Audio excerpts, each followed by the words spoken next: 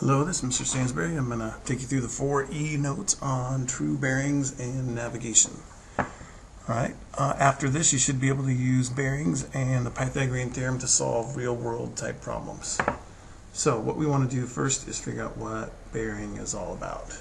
Okay, so true bearings measure the direction in the travel by comparing it with the true north direction. So you're always starting from true north. Measurements are always taken in the clockwise direction. Okay, so for example, if we were going to show, like if you were, I don't know, traveling, let's say if you were traveling west, due west, you would, your true bearing, you would start, really it'd probably be wisest to start with the little compass rose. True north is where you always start from, and then you're going to go in the clockwise direction. So you would calculate how many degrees it is in the clockwise direction. So you'd go around here, because this is west, right? Never eat shredded wheat, right? So this here is a 270 degree angle here from true north over to west. So again, if you were saying that you were head west, you would say you were heading on a bearing of 270 degrees. Alright, so that's what bearing is all about. Alright, let's take a look at an example. This is example 14 from page 99, and again I've taken a little artistic license to change the examples a little bit. So this one now says Alfonso takes his pet Dork, and there's a picture of Dork over there, on a walk. He leaves his house and heads east for 5 kilometers, and then he takes Dork south for 6 kilometers. How far are they now from home? So I would highly suggest drawing a picture. Okay, so let's start with this here. Here's true north, and east, south, and west. So takes him on a walk, leaves his house, and heads east. So let's say that this right here is his house. Okay, so he heads east for 5 kilometers. So he's heading this way for 5 kilometers. So let's call this 5 kilometers. And then it says how far, then he takes Dork south for 6 kilometers. So then we go south right here for 6 kilometers. And it says now how far are they from home? So we want to figure out what this measurement here is, right? So we'll call that X, and that's what we're trying to figure out. So the good news here is that if you're heading due east and then you head due south, that makes a right angle. And again, that's the big key in order to be able to solve these problems here, is that you have to know that that's a right angle.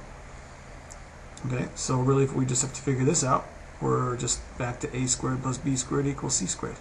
So Pythagoras is our buddy again on this one. So again, it doesn't matter which one we use for the legs. It's just important that we know that this here is our c.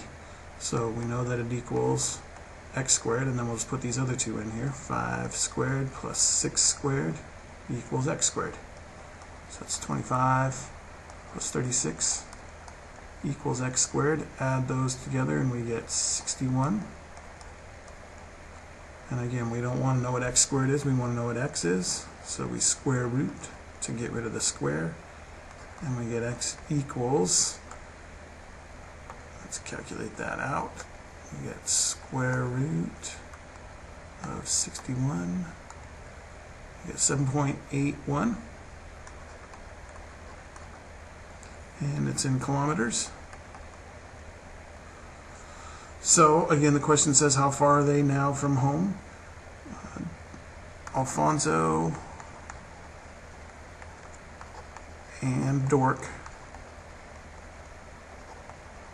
are now 7.81 kilometers from home. So Alfonso's out of luck, but it looks like Dork could probably just fly back home. So anyway, that is how you do example 14 and problems like it. All right, let's take a look at another example. And that is example 15 from page 100. Okay. This one has little Billy traveling at 16 kilometers per hour due east by crocodile. So here's little Billy and his crocodile. His dad travels at 20 kilometers per hour due south on his moped with his bevy of swans. And there's Dad. How far apart are they after 4 hours if they start at the same point? Okay, so back to drawing pictures. Let's see. So we've got north, east, south, and west. Okay, so little Billy travels 16 kilometers per hour due east by crocodile. So now the thing is they're both traveling for 4 hours. So let's do this. Let's figure out first off how far Billy and his crocodile have traveled after 4 hours. So if he's at 16 kilometers per hour at 4 hours, we just have to multiply that out and see what we get. So take 16 times 4, and we get that he is 64. He's traveled 64 kilometers. All right. So, and again, a nice thing, these hours cancel out, so there's where your kilometers come from.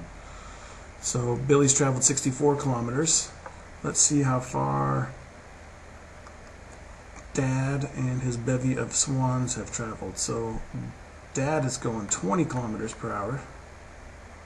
So just to show you this for 1 hour.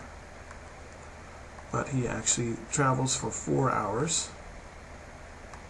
See again how these hours cancel out. And so it's just 20 times 4, which he has gone 80 kilometers. Alright, so we can just draw ourselves our pretty little triangle with these measurements. Alright, so here's home.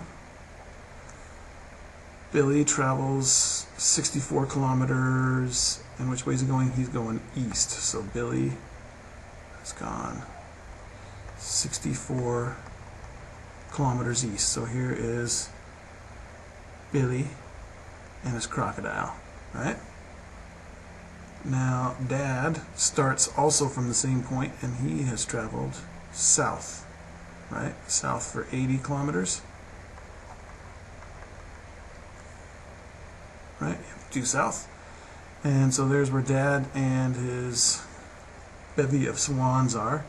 So what we want to do is we want to figure out how far apart they are. So we want to figure out what that is. So again, back to just good old Pythagorean theorem. A squared plus b squared equals c squared.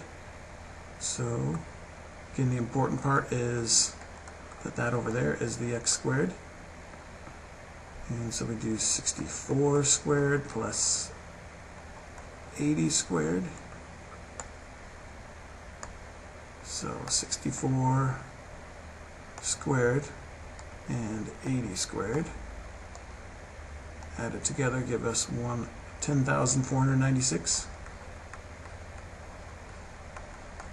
equals x squared.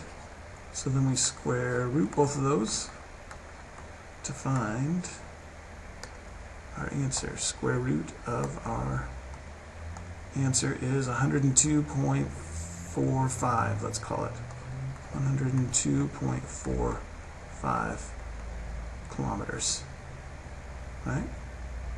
So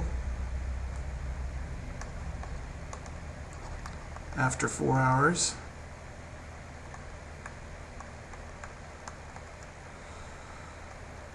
they are about 102.45 kilometers apart.